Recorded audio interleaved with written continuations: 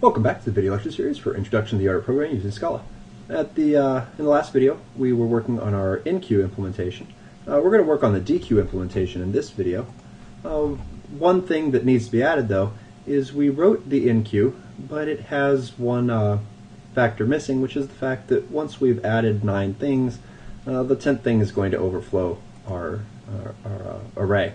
So we need to have the ability to make this larger. That's not a hard addition for us to make. We simply say if back is greater than or equal to heap.length, then we need to grow the array. So val temp equals a new array of heap.length times 2.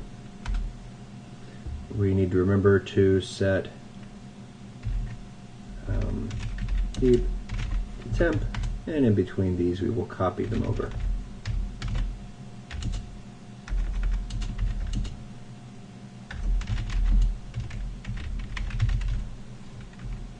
And I actually don't need to copy sub-0, so I'll start at 1.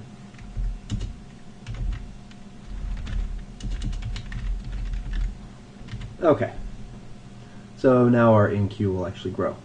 So what about Dequeue?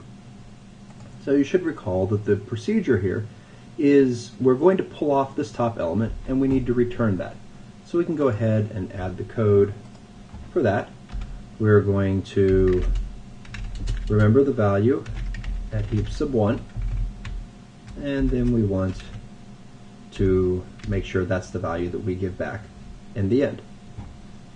In addition, after we have effectively pulled that off, we need to take the last element in here, kind of move it off into a temporary, and then imagine that there is a stone at the top that is going to settle down through, and it will stop either when it gets to a leaf or when it gets to the position where the element from the bottom is allowed to rest.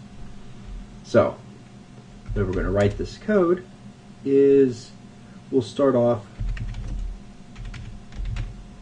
So actually first let's make a val. I'll use the temp variable again, equals heap sub back. We also need to decrement back, and I will do that first. If I didn't decrement it, this would have to be back -1. The location of the stone starts at 1, and now we have a while loop. Now this while loop needs to go until we find a resting place, and basically there are 2 possible values for the resting place.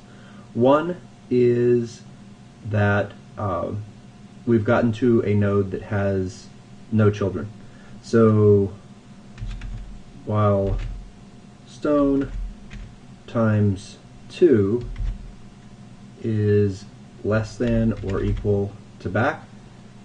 Back stores the location of the, actually no, so I don't need equals, just less than. That's one part of the condition. So we would stop if we get to something and there isn't anything below it. So if the child of that, the left child, so the times 2, is larger than the index of the last item, then we need to stop. Turns out if it's equal, this isn't the index of the last item, this is the index of the item that we've pulled up into our temporary.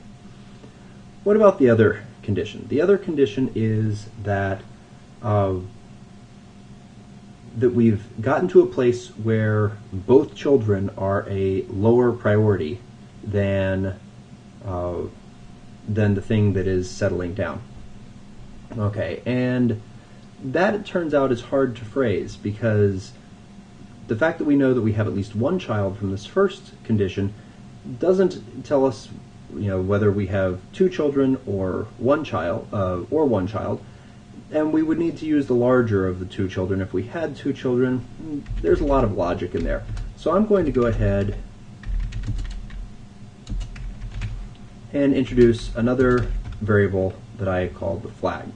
And we're going to keep going as long as flag is true, so I don't forget to do it later. Heap sub stone, once we're done, is equal to that temp value. Very similar to where we set heap sub bubble equal to what we're adding. So what happens inside of here? Well, inside of here we need to do two things. First, we have to decide if we should move further. And we're going to start by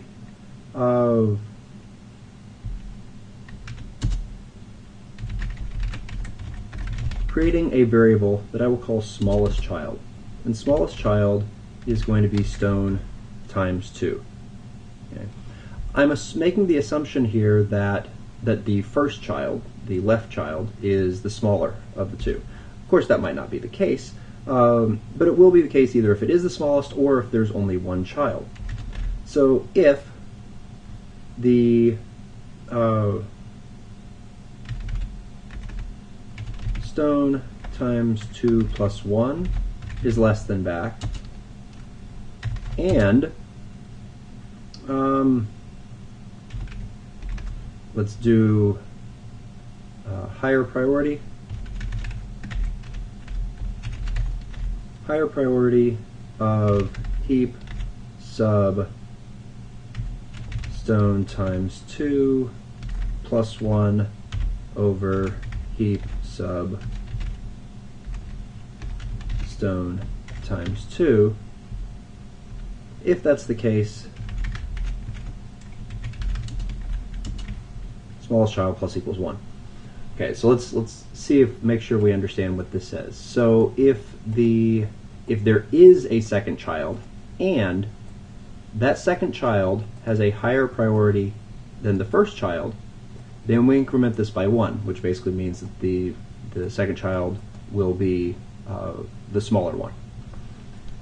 Now we have one more thing to do.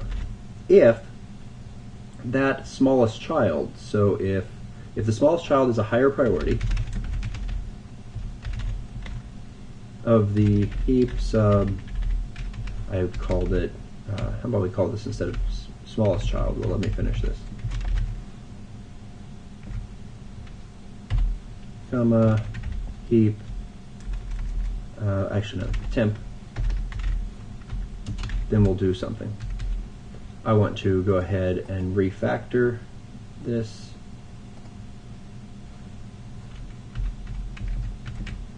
I'll call it priority child. Smallest child works nicely when you're doing things based upon like a time, but this might not necessarily be time, so given the terminology we're using here, I'll go with the priority child. If the priority child has a higher priority than the value that is sinking down, then we need to take and set stone equal to priority child. Before we do that, we need to move the priority child up. Heap sub stone equals heap sub priority child, else. Well, so what if we found the higher priority child, but it wasn't a higher priority than the temp value? Well, that means that we found the location where we can stop, and the temporary value can go at the current location of stone. So that means that I set flag equal to false. And that will cause our while loop to terminate, and then we will store this in and return the value that we had found originally. So that's the code for our Dequeue. We could run this through the same types of tests that we had done previously for our sorted linked list. And in fact, the simplest way for me to do this, I'll go ahead and copy everything, make a new Scala class test heap priority queue,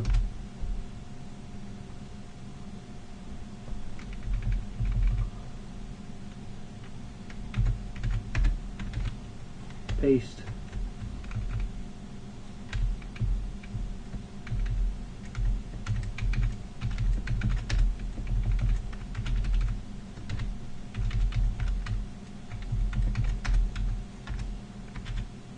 The only thing we need to change here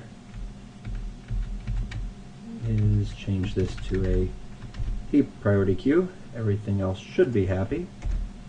And if we run the test, oh, we have errors. Okay, so we'll come back in the next video and we will fix the errors that are popping up in this test.